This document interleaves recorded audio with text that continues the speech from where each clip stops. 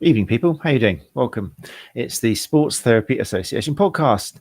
If you're joining us live, I know it's confusing. I apologize. For the first time in 102 weeks, we're actually going out live on a Monday tonight instead of a Tuesday because it's half term tomorrow and with kids and there's stuff going on. So apologies if you are listening to the podcast thinking this didn't happen. Well, it did happen, but it was on a Monday. I put it out there on social media. So hopefully a few of you will be able to join us tonight by going to the Sports Therapy Association YouTube page.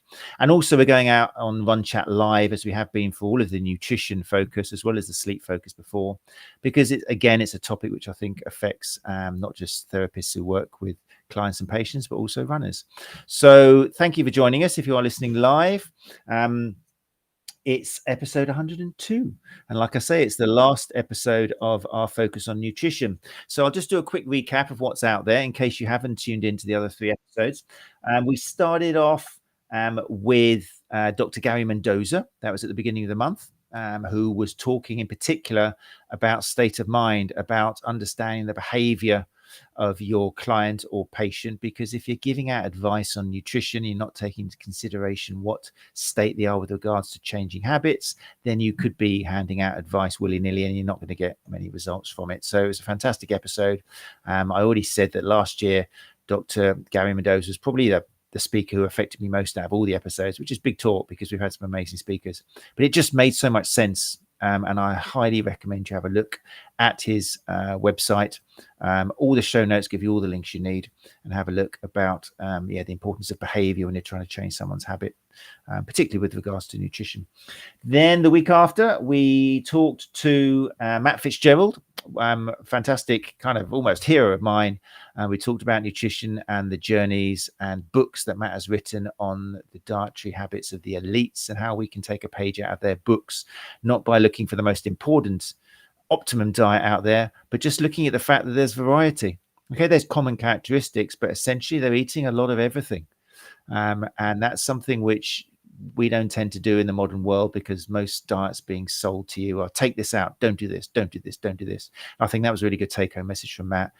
Instead of having a diet which is don't do this, let's have a diet where do everything, but just look at how much you're having of different things, and that way you're going to get a little bit of everything, which is pretty much what most human bodies get the most out of, with exceptions obviously.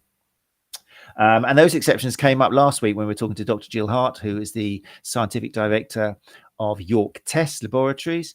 That was a fantastic episode. I really liked that because it challenged a lot of biases I had about food testing and going to a professional and then reeling off loads of kind of allergies and food intolerances you've got. I was very skeptical because I was looking at this and being surrounded by this probably 2 decades ago. It sounds horrible, but things have changed a lot. And Dr. Jill Hart very kindly put me right and showed the evidence which York Test have put into food intolerance testing and using IgG testing, for example, and the results, the life-changing results that can happen and come from it. So that was an awesome episode. That was last week. And they're all available on your favorite podcast player, including Spotify.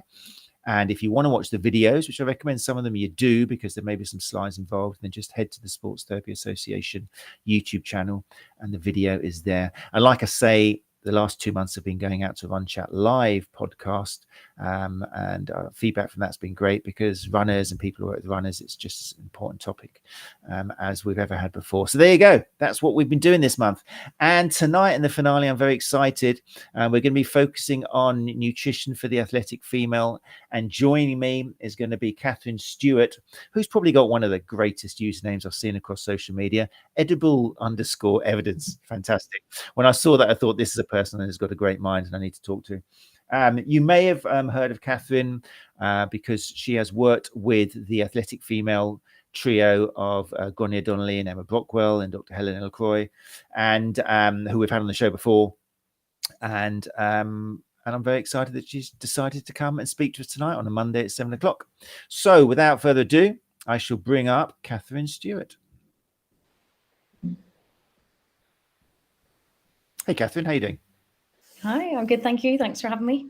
No, thank you for joining me. It's great. It's going to be a fantastic finale. It's a great topic. We've had a lot of requests because females, full stop. There's a lot of myths and taboos and lack of knowledge and misconceptions and things.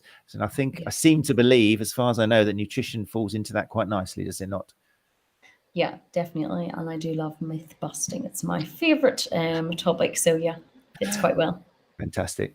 So I've already warned you that it might be a little bit quiet tonight because we're on a Monday instead of a Tuesday, and humans are creatures of habit, aren't I'll not they? take it personally. Don't take it personally, please don't.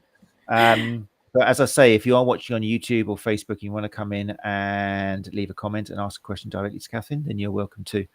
What happens is if you do ask a comment, then I can bring it up on the screen and your logo appears, and it's all very exciting for those moments, and it's a great way of networking. But we'll start then, if that's all right with you, Kathryn. So to start off, what part of the world are you in? Are you in Ireland at the moment? It's a bit confusing, but I'm from the north of Ireland. Don't want to get into any political battles. From the north of Ireland, and I do my own work online, and then I work in 2 clinics in Dublin as well. So I'm spreading my wings. So yeah. That was such a schoolboy. I'm over sorry Ireland about anyway. that. I just said, are you in Ireland? It's just a ridiculous question. The Don't worst worry, thing I you could don't say to think, I somebody. don't think anyone takes it as seriously as people from No, but Ireland. thanks for putting me right. It's true. And I was Same talking to Grainne landmass. and Emma this morning. Are you anywhere near Grainne? Because she's in the north as well, no? I'm not entirely sure, actually. I can't remember where she's based, but I'll stalk her later on and see. definitely northern then. So how did you, for people who aren't aware of your work, how did you come to specialize in nutrition? So well, I always do too long on this topic, so I'm going to try and speed it up. So Okay. my mum's a nurse and my dad's a farmer, and there's no way I'd be a farmer after all those changing cows, bad memories when I was younger. So I thought I'll go into healthcare, and I just wanted a job where I could wear my own clothes and finish at 5 and never work nights. So I thought about speech and language therapy. I thought about physio. I'm not really naturally that sporty person. I thought you had to be sporty to do physio and that side of things. So I really liked home economics in school and thought that's what I'll go down. And I had a personal interest in food. And yeah, that was, I think, my favorite subject. So went to do dietetics, wasn't too high entry requirements. It was a 4-year course. I think Plymouth do 3, so it's a bit more hot and heavy because it's getting long summer holidays and things like that. So yeah, I studied in Glasgow, Caledonian, and then I got my first job in Nottingham. Thought I'd kind of work as a band 5 in the NHS and work my way up and stay in the same job forever. Never open a book again. And I think probably 6 months in, then I decided no one ever asks you what the granny should eat. They always ask, what do I eat before a run, or what about after a run? If I'm picking up injuries, what do I do to try and reduce these and things like that? So I thought I'd go into sports nutrition because that's probably the closest I would get to being a sporty person. So then I did that at Ulster University back home. It was online. They told me you could do it with full-time work. I would question who managed to do that with full-time work. Anyway, we scraped by, and I basically had to relearn all the stuff that I had learned. So then moved back home, did some NHS jobs back home in Northern Ireland, and then I had a quarter-life crisis, I would say. Went on holidays, and while I was on holidays, got offered a job in Dubai via LinkedIn, and I'd never wanted to work in Dubai. Thought it was like a bit of a fake country and very surface level. But it was in a gym out there as a dietitian and setting up their like dietetic nutrition service. So I homed an ad, and then I thought, well, sure, it'll be a working holiday if nothing else if I don't like it. So went out there. The gym wasn't built for never out there, so it ended up being more holiday than working for the first 3 months, which I wasn't complaining about. And then the next few months, then it had opened gyms out there, or like gyms on steroids. Well, actually, maybe that's the wrong terminology, but a cross between a gym and a nightclub.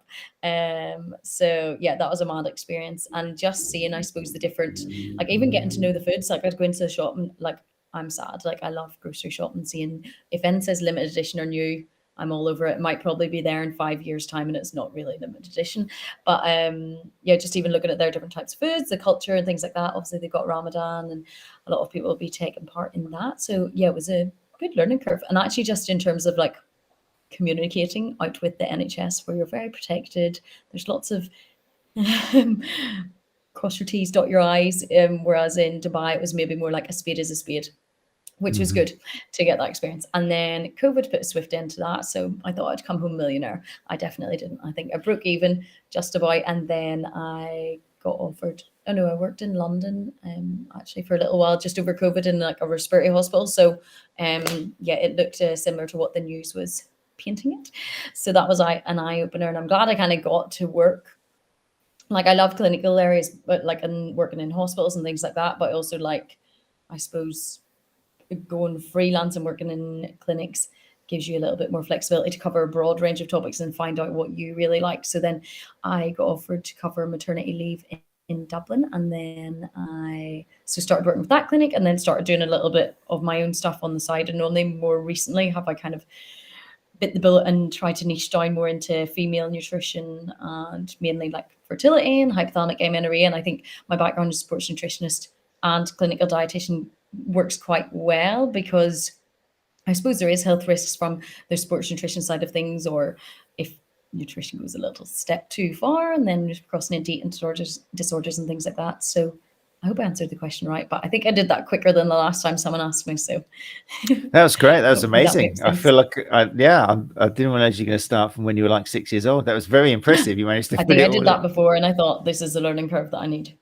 But it's very modest as well. And I do admire that in my guests when they are modest, because like, yeah, you did a master's in sport and exercise nutrition at Ulster University. So for somebody who's not that interested in sports, that was quite an accomplishment, you know, to do that. It was really interesting, because I am interested in sport. I'm just not good at them, I think. So I'm kind of a wannabe. So that was my inlet into the sports nutrition. So did that not cause a problem? Because I mean, you were involved, you've worked with lots of athletes, endurance cyclists, swimmers, even Special Olympic teams. Yeah, so I just like volunteered with my local Special Olympics. It was so good just because it's so hard to get experience as a dietitian or freelance nutritionist and things like that. So yeah, that was really good, just even in terms of like communication, keeping things short. And actually I learned a lot. If you're doing talks, no one cares about the big fluffy words and the fancy presentations. Short, sharp. I used to go in there and there was a guy there and he said, I'm counting 5 minutes, and longer than that you'll bore me. And actually I'd say probably a lot of talks I've done, people would want to say that, but haven't. So yeah, that was a different experience to then work. I worked Race Around Ireland is a qualifier race for Race Across America, if anyone's ever heard of that. So I worked with the team on that, and that was great crack. Got to see lots of Ireland, slept through lots of it as well. But it was a 4-day endurance race, so that was really hands-on. Like, I'm not a cook at all. I think people assume if you do dietetics or nutrition, you love cooking. I love baking and I love eating it, but not too good at the main meals, which I probably should be a little bit better at. So yeah, there was a lot of learning on the job with that. So yeah, it's been nice and varied. But yeah, very different to the career I thought I would have whenever I finished uni, and thought I'll put my feet up and not spread my wings too far further than the job I was in, which I loved. And I think I liked every job that I've been in, and I think I've gained something from everyone. But I do get a tendency to get a little bit of itchy feet, and I don't know whether that's a good thing or if that's helped me to be where I'm at, or if maybe I should settle for where I'm at. I think that's quite inspirational and great advice to people who are younger and looking to what career they're going to get into, because you weren't straight away focusing on nutrition for female athletes. It's something you found, but something you found after volunteering, which is always a great word. A lot of people think they're just going to get a job straight away, but you volunteered for lots of things, tested lots of things, went to different countries. So I think there's a message there for younger therapists, even if they're not looking for nutrition, for anything sports therapy, to travel around, widen, your network. Yeah, fantastic. And I think definitely, like, I thought I'd be like love weight loss and that side of things, and actually I think I realized that, like, when I see people for fertility advice or hypothalamic amenorrhea or like periods and things like that, like, I do notice that I light up, and I know that if I needed someone for some reason, I'd want to go to like someone who was really interested or who had been impacted by that in their past. And I think probably I've only realized that in the past maybe a year or two, that's where my interest lies. But I don't think I would have ever known that whenever I graduated, 7 years ago, as well. So it just takes time, I suppose. Very interesting. Before we continue with tonight's show, just have a few people have made it in on this weird Monday 7 o'clock time. So Gary Benson, founder of the STA, is in the house. There's evening, Matt and Kathryn. Apologies for being late. So civilized and professional. That's okay, Gary. New time, old memory, old schmold, old. Sabrina Monaghan is with us. Hi, thanks for joining us, Sabrina. Sabrina says hi, everyone. And Kathryn Reimer, you did have me thinking, Kathryn, you'd never missed a show yet. And here you are. Hi, everyone, watching from the gym. It's just just finished with a client. So that's the dedication we've got, Mm-hmm. and more people coming as we speak. So thanks for joining us, people live. And if you listen to the podcast, just a little plead: if you're enjoying what you hear, or you've enjoyed any of the episodes, then do please leave a little review, leave a rating. So it just helps us appear higher in the Google listings, and the good word of our guests gets out to more people, which is what it's all about. So tonight, Kathryn, tonight's topic: nutrition for the athletic female. So I guess my first question, to get straight into it, will be: how important is gender when looking at nutrition in athletes? Well, I suppose maybe a question or an answer to that would be we don't really know fully, because Oh, a I lot love of studies are done on males, and I think that's maybe getting recognized more so now. So people are taking a vested interest in actually, well, like, yes, we know that you need 30 to 60 grams of carbs for every hour of exercise, but those studies were done in males. Or like in terms of recovery nutrition, a lot of those studies were done in males as well. And we know that, I know you were saying earlier that females would maybe have a tendency to pick up more injuries, and maybe that's related to their cycles as well. So hopefully in a few years we'll be able to answer that a little bit more clearly. But yeah, we're still learning as we go. That's something we've heard a lot whenever we've had episodes regarding female health. Yeah, fascinating that so much of the research has been kind of patriarchal natured and done on men by men, and Yeah. missed out so much. And even I remember Matt Scarsbrook, who's a friend to the show, he mentioned that even experiments they're doing on animals like rats, for some reason the rats tend to be males, and they've discovered now that a male cell can react differently to a female cell. So his comment was: imagine what we've missed, imagine what medical breakthroughs we've missed simply because we were working with male cells instead of female cells, because there are Yeah. differences. And it's a fascinating topic. But is it getting better as far as you know, and the people you mix with? Yeah, I think so. But then maybe do I just follow a lot of people who are interested in the same thing I'm in? So I don't really know. But no, I do think it is getting better, and people are having a bigger, even like, a lot of people will be talking about like their hormone levels, or maybe there's more interest in more natural contraceptives and things like that, or people are taking charge of, their cycles, are getting to know themselves a little bit better, and how they react to maybe training or foods and different things that they experience throughout their menstrual cycle as well. So yeah, I suppose the interest in that will hopefully drive the research in the future. Yeah, I think we can be optimistic. I think it is getting a bit better. I mean, there's definitely Yeah. lots of research going into. My field is runners, and there's a lot of big names now who are getting involved in Yeah. looking at the differences between female populations and male Mhm. populations. Yeah, I think it's getting better. So, as I explained kind of when we were off air, a lot of the population who are going to be listening to this particular podcast are sports massage therapists or sports therapists. A lot of people coming into clinic who are in pain. And that kind of gives us a responsibility, because we're often the first port of call for anybody who is suffering from just discomfort, who feels the need to get away for an hour and just disconnect. And that can be quite an amazing healing property in itself. It might not last forever, but it's definitely got its place in helping people get over things. So I'm wondering, in your experience and working with other therapists, what should therapists be looking out for when female clients are coming in, which could suggest that you need to go and talk to a nutritionist of some form? Because it sounds like to me, from the questions I've asked you, that there could be something going on here with nutrition for you, the female athlete. I would say even just asking a little bit about their background. I suppose there's many different avenues, and like, say if someone's experiencing loads of gut issues, like, they should probably go chat to a dietitian and see, what it is, try and figure out how they could manage it best for them and not suffer in silence. Because I suppose like it is the multidisciplinary teams that will help with everything. I know that we often would refer people to physios and sports therapists and things like that, or redirect them there as well, because it's out of our scope of practice. The other thing as well is if someone is having recurrent injuries or the same issue coming back and back and back, and they're doing all the practical, I suppose, training side of things to try and minimize that, but it just keeps niggling away, then actually maybe we need to look at their sleep, maybe we need to look at nutrition, and those other sides of things. And I know that I was just saying to you off air, but today that I was chatting to a client who had been recommended she see me,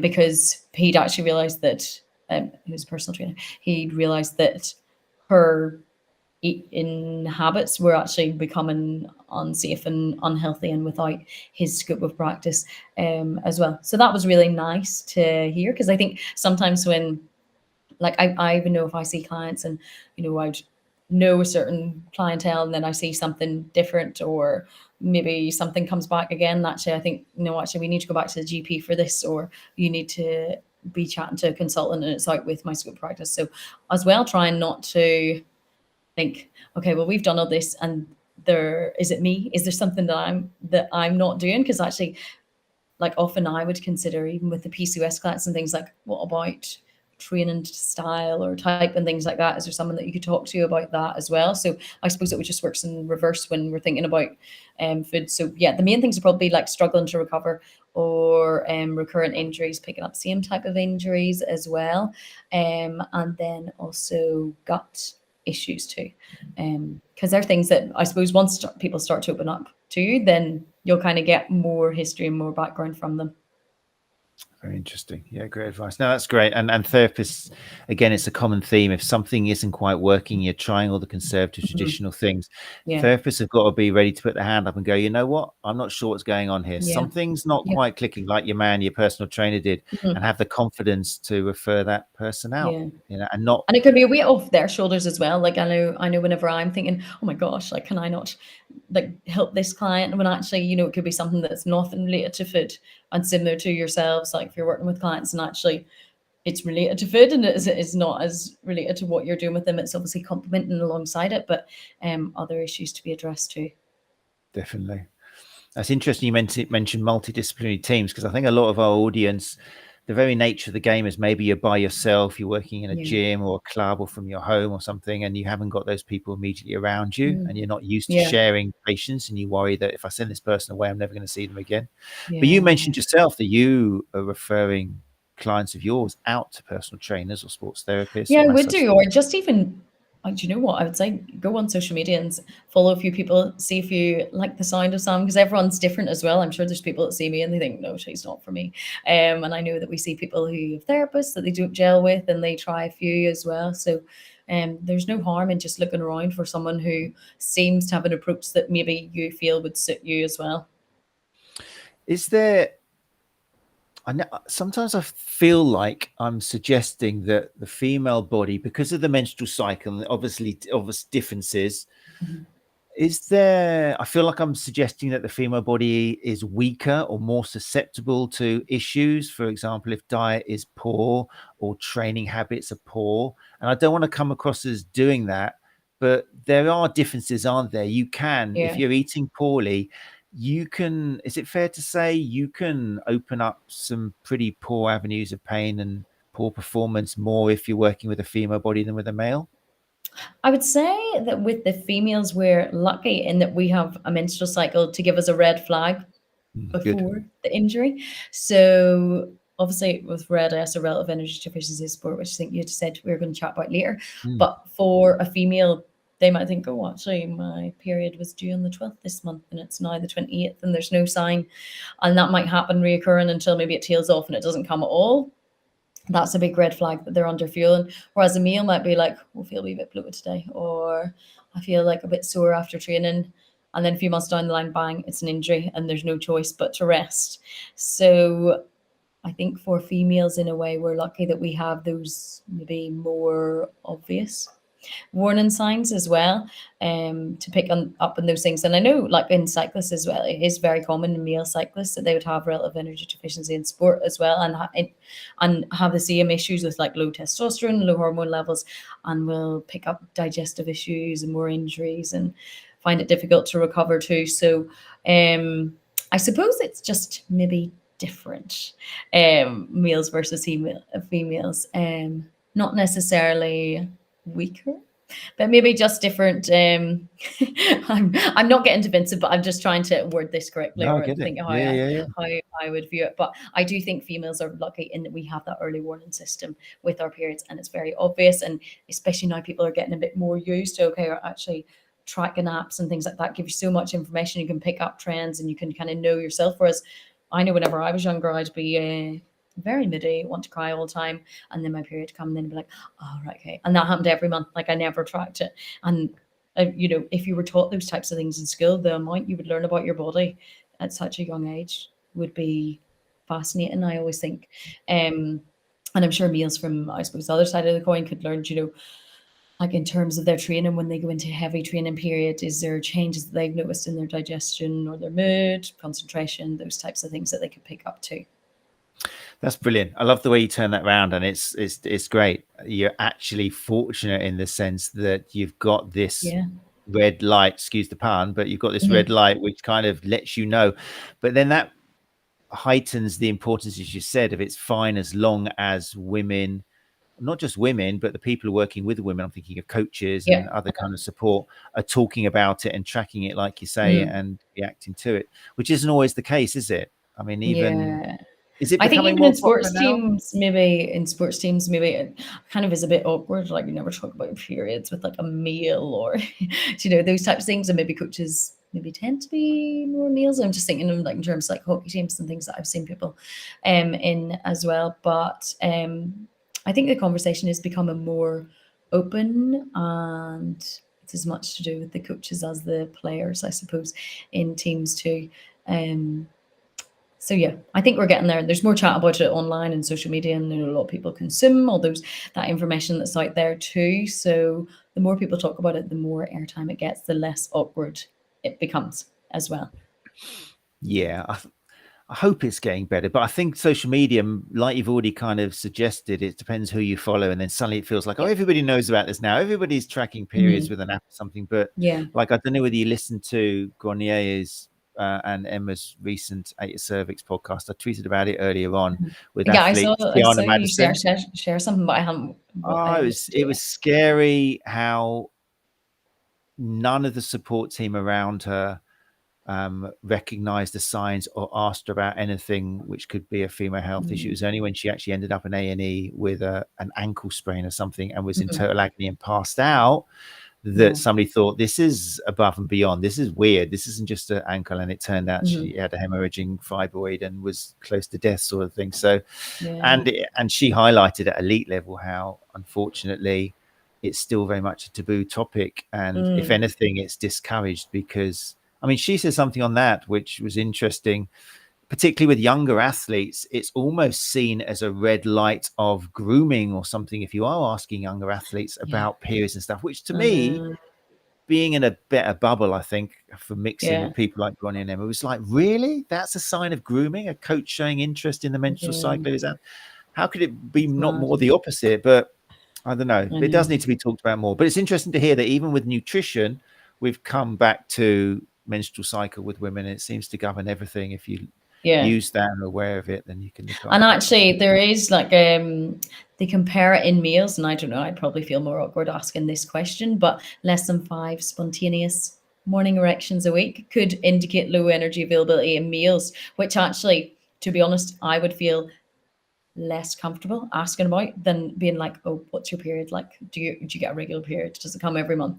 Those types of things too. So yeah, I suppose there's both sides that actually it just is a little bit of a taboo, more of a taboo than asking about sleep or asking about, even like when I see people for gut issues, they'll be really standoff, or you know, they'll hold back an information until I'm like, what does it look like? What does it smell like? How often is it? And that type of thing. And have to reassure them we talk about this day in, day out. Whereas if I chat to my friends about it, they'd be like, oh, can you please stop talking about that? It's disgusting. Like, get some normal conversation.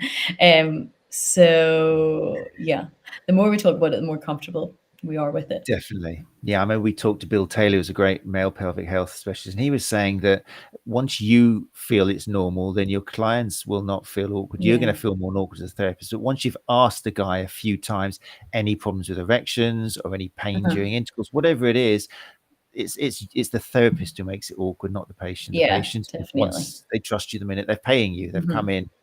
So yeah, it's definitely still something that needs to be worked on though. Getting rid of these taboos.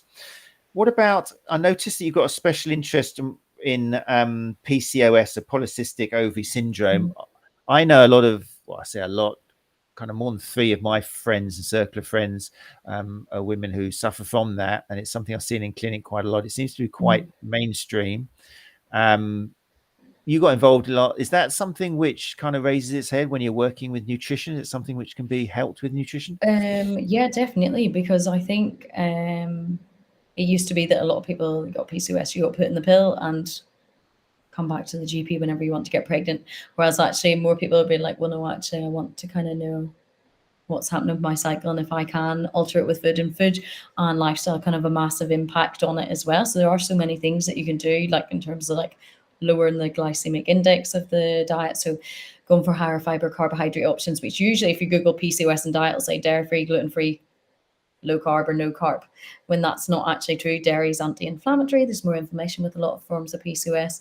Carbohydrates, you want them in because they've got loads of B vitamins in them as well, and they'll help to fill you up and balance blood sugars that sometimes can be a little bit off with PCOS.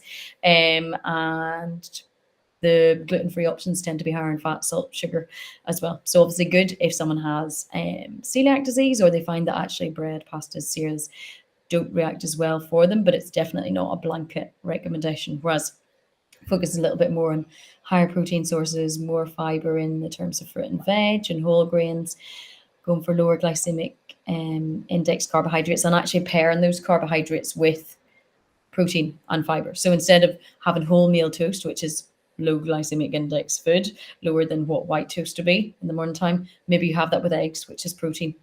And maybe you have avocado, which is healthy fats as well. So it's just educating about how we can fit all foods in, but how we pair them and maybe how we optimize that for someone's energy levels as well. Often they would say, people with PCOS might say, they find that they might eat the same as their partner or friend and they're hungry like an hour later. And I suppose that's just because of the insulin resistant, where the blood sugars go up and they stay up high because insulin's rushing in, it's not working, and then they slump down. And then that's when then they get those sugar cravings again.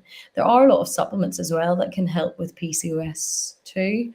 And a lot of our PCOS clients maybe are a little bit overweight, are aware of that and want to lose weight. And actually, sometimes it's a lot of just even giving them the confidence to be like, how about we reach out to a personal trainer or a therapist or someone who can help with that side of things and give you confidence in moving your body in a way that feels good for you. And there's no right or wrong. I know there was a systematic review recently and it said like there's no optimal type of activity.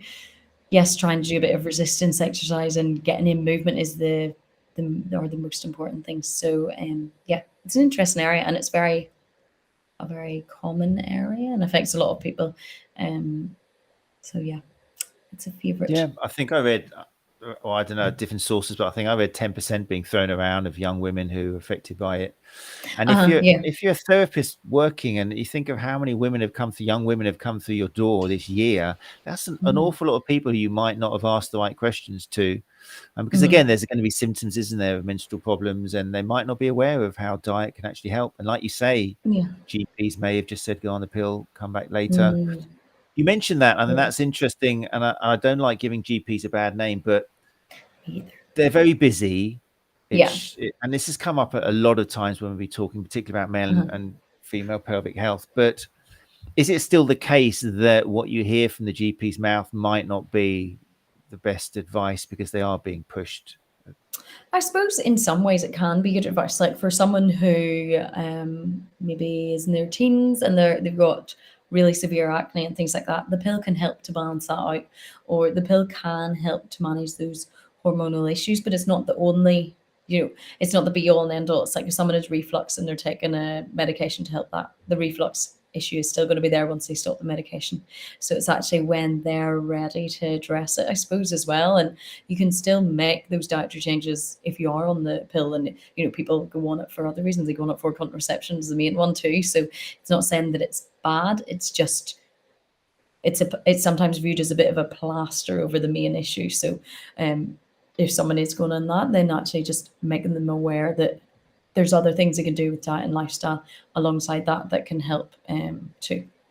And you mentioned about the recommended kind of foods to take if you are suffering from this. You mentioned that it's possible to find poor advice. Is that an issue as well because of like Google? Is there Yeah, and I think people maybe are just a little bit lost or feel like unheard, or maybe through previous experiences with other health professionals, or I don't know, just even family and friends where it's not talked about much, and they maybe feel a little bit alone and not too sure who to reach out to or who to ask as well. And sometimes Google can be a handy option as well. So there's a lot of information on it, and I suppose it's difficult to pick out what's the right information and what's helpful and what could be harmful.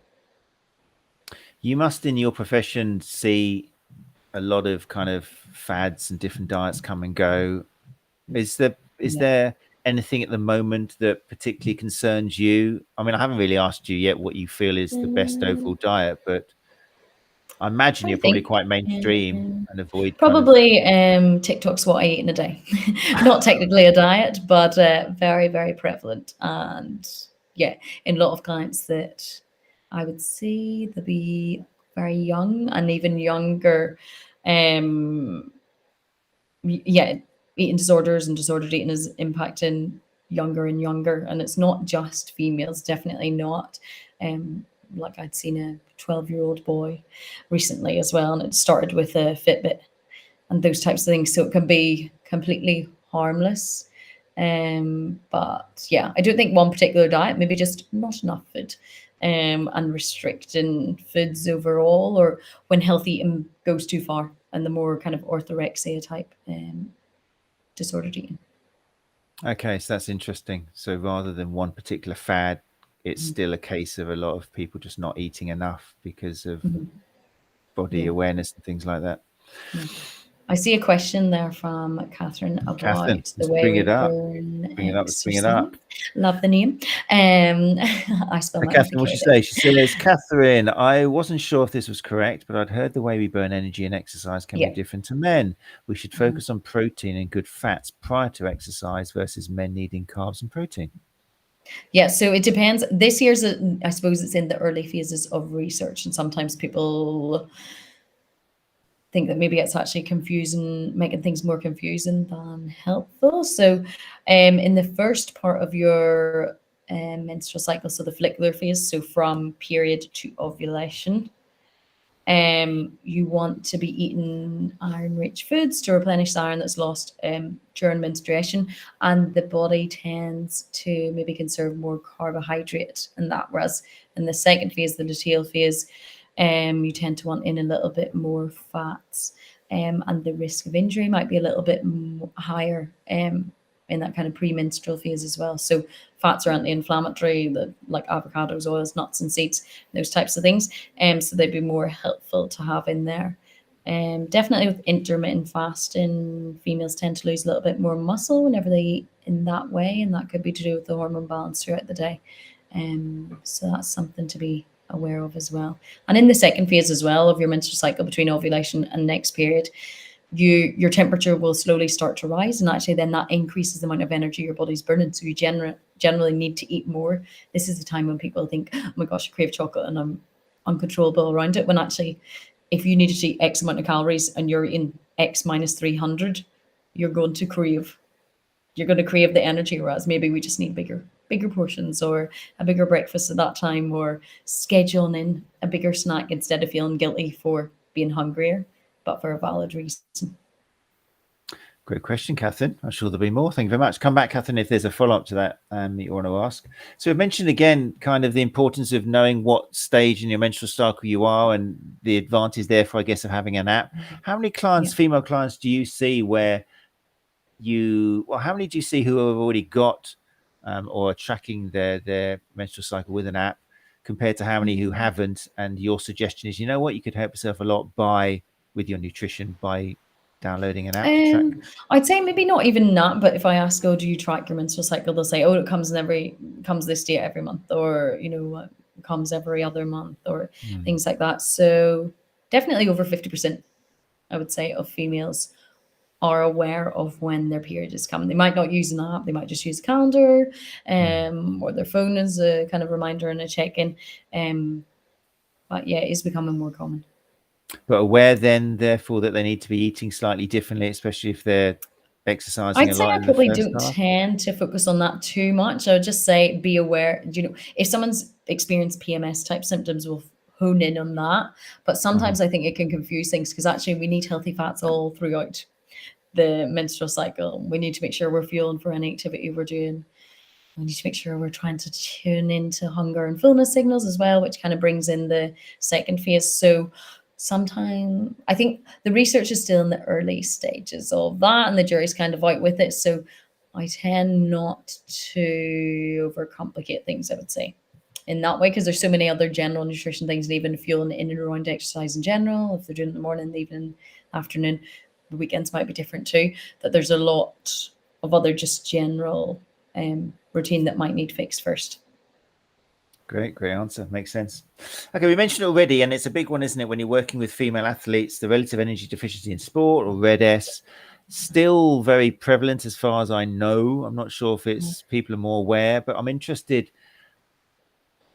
There's two ways of looking at it, isn't there? There's the overtraining side of thing, and then the undernutritioning side of thing. Yeah. Where does that balance lie? Obviously, it will depend on the individual, Yeah. but should people be looking at their nutrition more as well as checking their training to avoid getting into the situation? Or in Yeah, your because I experience? think usually people that experience RED-S or hypothalamic amenorrhea, it's just trying to be healthier, gone a little bit too far, or they didn't think that it would end up in them losing their period or experiencing symptoms of underfueling as well. So with that, I suppose like it could be unintentional where someone starts a new sport or starts training for a marathon and actually their marathon training ends up in them not being able to have an afternoon snack, and then they go home and have dinner and then they don't feel hungry, or it's late and they don't want to have something after dinner, where that's unintentional, where their training is shot up, their food just kind of stayed here. So there's a big gap and deficit. The other side of the thing could be people might be active in general, they might add activity up, but actually their food's still down here, or they lower it intentionally. So these food and training might be even and match, and they lower the food intentionally to create that deficit to lose weight or to lose a little bit more fat. And the longer they're in that deficit, the higher, and the bigger the deficit, the higher the risk of them maybe experiencing more health complications and implications with that. So what would be your recommendation then? What should people be tracking to make sure that they don't fall into that deficit? Is it as simple as calorie counting, or is there something else you should be doing? I suppose calorie counting is different for everyone, and regardless of how many calculations you do, it's always going to be an estimate. So there's three pillars to hypothalamic amenorrhea, and there's in your period. So number one, stress; number two, food; and number three, exercise. So I always ask people to look at those three pillars and see, people will say, oh, I get quite stressed quite easily, or no, actually, I just let things pass. It's grand. Maybe I internalize it. I don't really know. Are you stressed is a very difficult question. Whereas write me down your daily schedule and see where there's time for you to take a breather can actually be really interesting too. Because whenever I was younger, I had hypothalamic amenorrhea, which is why I'm absolutely obsessed with it now. Because I didn't really know what was happening. I managed to get my period back, and it was like blind leading the blind, really, in terms of that. So I think that's why I'm so interested in it at the minute. But with that, like if I think back to my lifestyle, whenever I had that, I'd wake up, I'd walk to work, I'd have my breakfast in work, I'd walk around to work because I'd be working in the hospital, I'd come back home, I'd walk home, walk straight to the gym, go to the gym, come home, make my dinner, have a shower, and then relax for like 15 minutes, then it'd be bed. And then, so that is even like quite hectic. Like, I probably was like, I need to go here, I need to go here, I need to go here. So nervous system's a little bit too hyped. Then obviously there was the food side of things where maybe I wasn't eating enough carbohydrates and fats, and was just, I didn't need to walk to and from work and then do the gym on top of that as well without eating regularly with that. So for me, that was just too much. For someone else, it could be they train for a marathon and actually they find it difficult to increase food up unintentionally or intentionally. For someone else, it could be they have an eating disorder. They're not doing any training or any activity, but actually their food is just plummeted, and just daily life tasks is creating too much of a deficit on top of that as well. So there are other symptoms of underfuel and RED-S where you get bloating, constipation, maybe some digestive issues. You can actually get high cholesterol, which confuses and panics everyone because estrogen is cardioprotective. So people can actually present very healthy, not like the usual high cholesterol type of profile where they exercise often, they eat, you know, healthy foods and things like that. They're quite active, but actually their cholesterol's high. So caution, a word of caution when that happens. It may be a question around, you know, has there been any recent weight loss? What about stress? What about food? What about activity? And then also things like mood changes, anxiety, being hangry, those types of things. And then hair, skin, nails can be impacted as well. And then feeling cold is a massive one. So feeling cold all the time, or people would say, you know, like I'm always need to wear a fleece in them, even in the middle of summer, or always have to have the heating on, or always have to have a blanket and those types of things. So probably for females, losing their period or regular periods and feeling cold are the things that probably 99% of the people that I would see would experience. And then the digestive issues, the cholesterol, the mood changes, they kind of vary between people.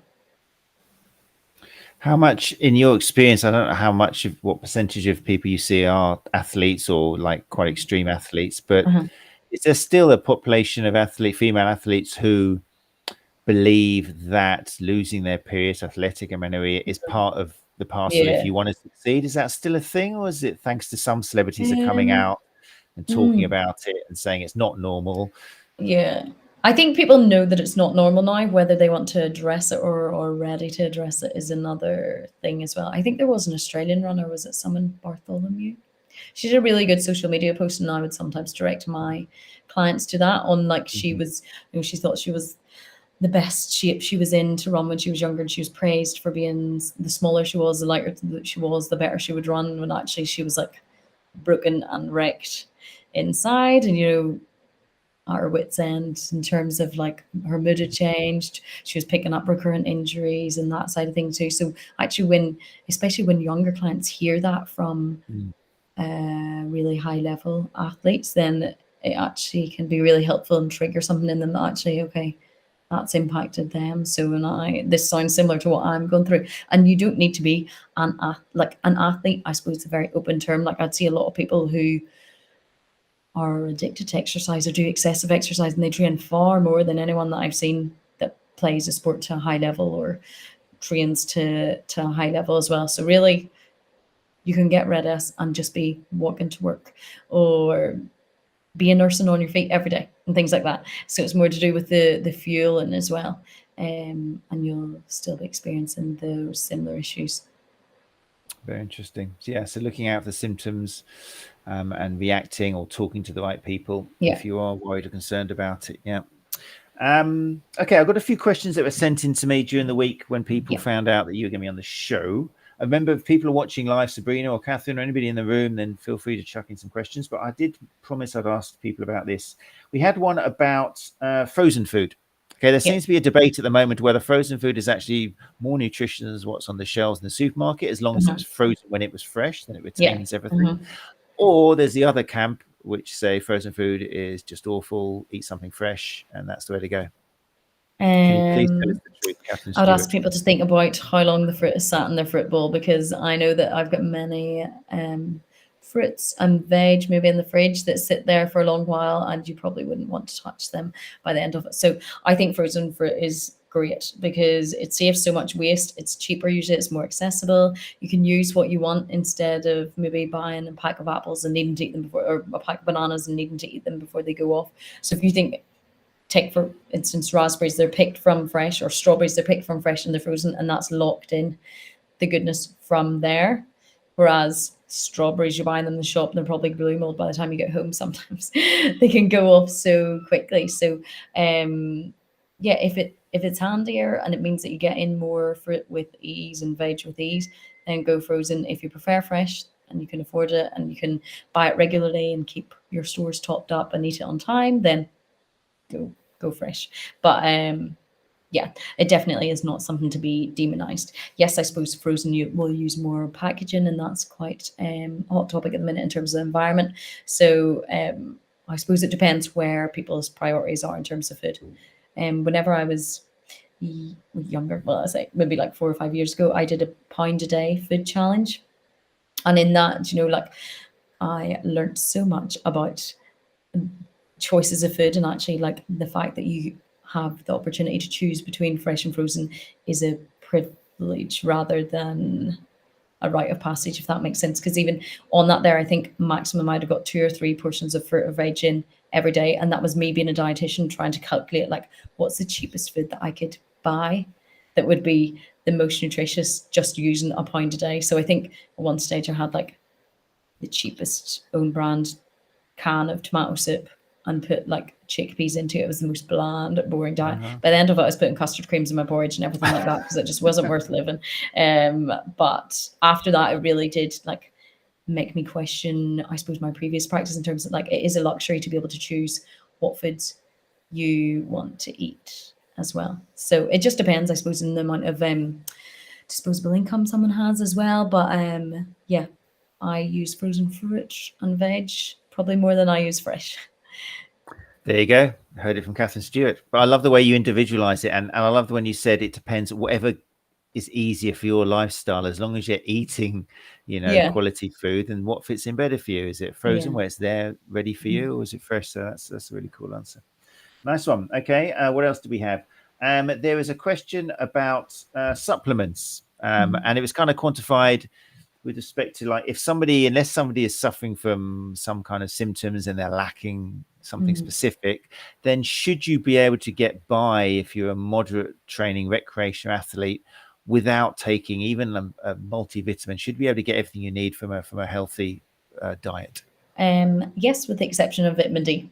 So the vitamin D is sometimes termed the sunshine vitamins. So definitely well, in Ireland, we say between Halloween and Paddy's Day. So they're easy to remember. You want to be taking a supplement, but the UK guidelines would say between September and April that you want to be taking a supplement because physically, even if you're brave enough to lie outside, arms exposed, at least half your leg exposed, and your face and chest exposed, then you won't be able to get enough vitamin D from the sun in winter because it's not strong enough.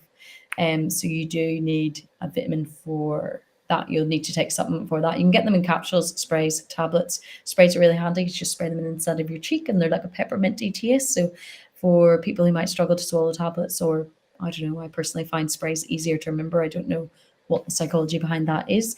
But yeah, apart from vitamin D, there wouldn't be any need for general recommendations to take a multivitamin. And actually, quite a lot of the multivitamins don't contain enough vitamin D, so you're better just going for a vitamin D supplement because they might contain 5 micrograms and you want 10 micrograms during the winter months for that. If, say, my dad's a farmer, he'll be outside definitely in the summertime. He doesn't need to take vitamin D in the summertime. Me, I'll be inside doing clinics, seeing people online, and I won't be able to go out between 11 and 3 when the sun's strongest. So I probably need to take it all year round. If someone's in a nursing home or in hospital, or maybe they cover up their skin, then they probably would need to take a supplement all year round. So I suppose it depends on the on the person, but yeah, vitamin D would be the key supplement to take. And then if someone follows a vegan diet or a vegetarian diet, maybe they don't eat fish, they might need to consider omega-3. On a vegan diet, you probably would want to be taking vitamin B12 because you can't physically get that from plant foods as well. So those are type things that would be more individualized to the individual. Fantastic. Great answer. Yeah, fantastic. Okay. I've got a couple more here. I'm conscious of the time we're coming up to. There is one here suggesting, actually it's you've kind of mentioned it already, but the recommended daily allowances which the government set on lots of vitamins seem to be much lower than what are often the more expensive supplements. Is that because the RDAs are too low for a recreational athlete, or is it the opposite where more expensive brands are just giving you too much which you're not going to need, or you're just going to urinate out anyway if they're water soluble? Maybe a bit of a combination of both. Like if you are trained to high level, you may have increased needs in certain things. Like I know the omega-3 recommendations are higher for someone who is more athletic than for the general population. So the government recommendations are for the general population, not someone who might consider themselves an athlete or be training really often as well. For example, like zinc and vitamin C, maybe someone take them if they were feeling the start of a cold coming on, things like that, and it can reduce the duration of it. But there is also, I suppose, supplement brands sometimes people would view more as better. Like omega-3, 6 and 9 isn't as good as just taking omega-3, whereas people might think, oh, this sounds like great actually, but 6 and 9 are already up here. Omega-3 is down here, and the whole point in taking omega-3 is that it overtakes omega-6 and 9. So actually taking the omega-3 supplement alone would be better than omega-3, 6 and 9. So little things like that, I suppose, can be a little bit confusing. So it's just good to be aware of. And that's, I guess, where you need to chat to a professional like yourself, because there's some things like that. Yeah, exactly. Okay, and the last one I had was to do with, I think we mentioned it a little bit before, but intermittent fasting. My daughter is a runner, and she has started adopting, based on someone she follows, intermittent fasting. She's nearly 15 years old. Can this be dangerous? I would say yes, especially at such a young age, to be intermittent fasting when she's fueling for running, fueling for concentration in school, and fueling for growth as well. So that's such an important time period too. So yeah, unless someone hates breakfast, they've never eaten breakfast, they don't care for it all, I would say it's down to the individual. Like, I could not survive without breakfast.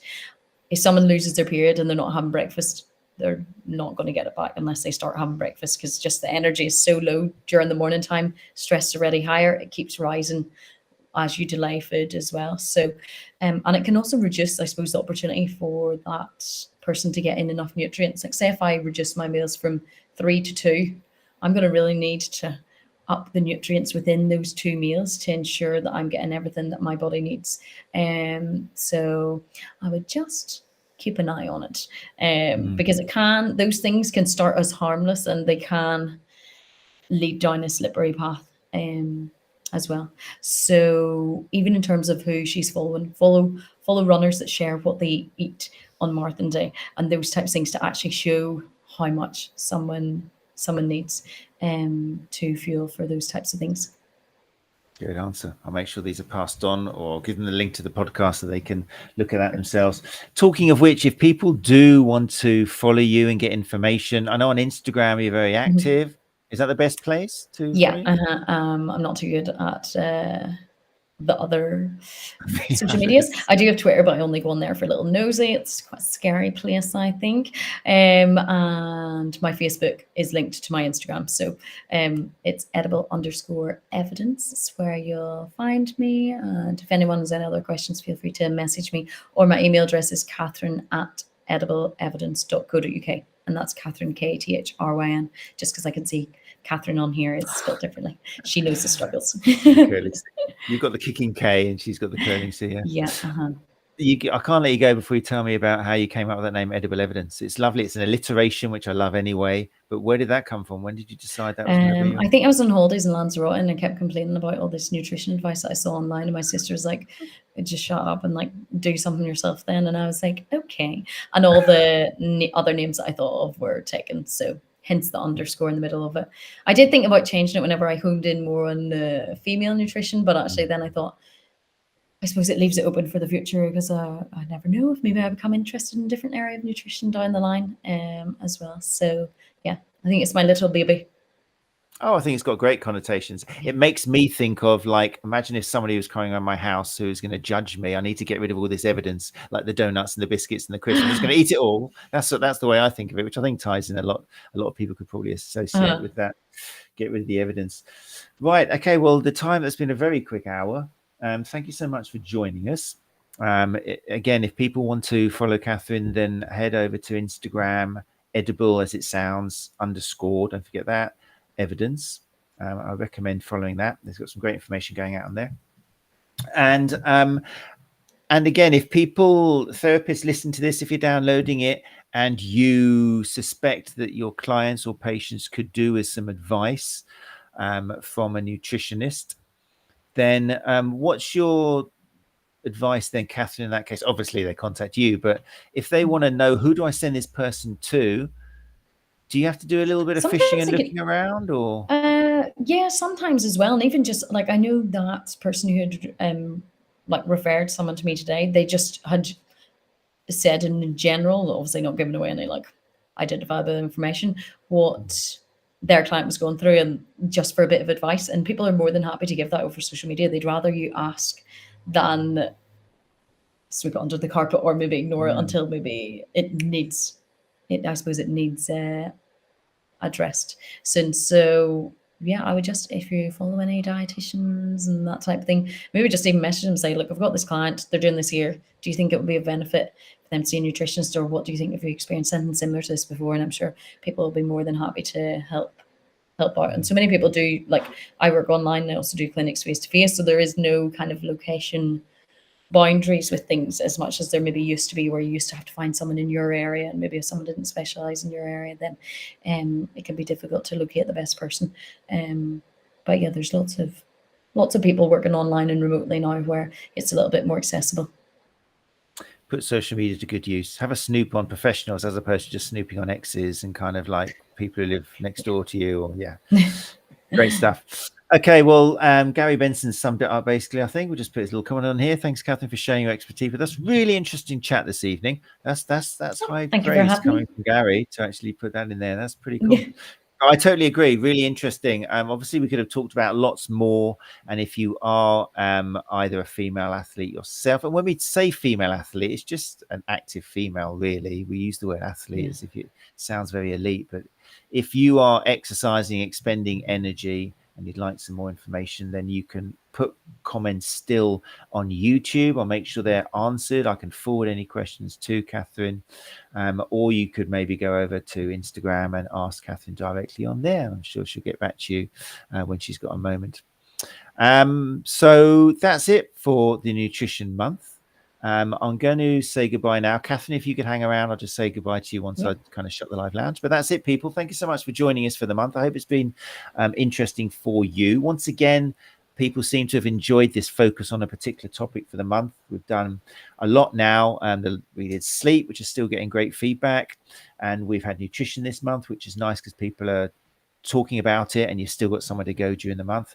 Next month is going to be business. Okay, it's going to be all about the nitty gritty of having a business in the world of therapy and healthcare provision. So it won't be going out to Unchecked Live because it's nothing to do with you runners. It's going to be solely on the Sports Therapy Association podcast. But if you are a therapist and you want to hear some great information from guests regarding how to optimize your business, so we're going to be talking about all sorts of topics going from taxes and pensions and online software and financial kind of looking after your finances.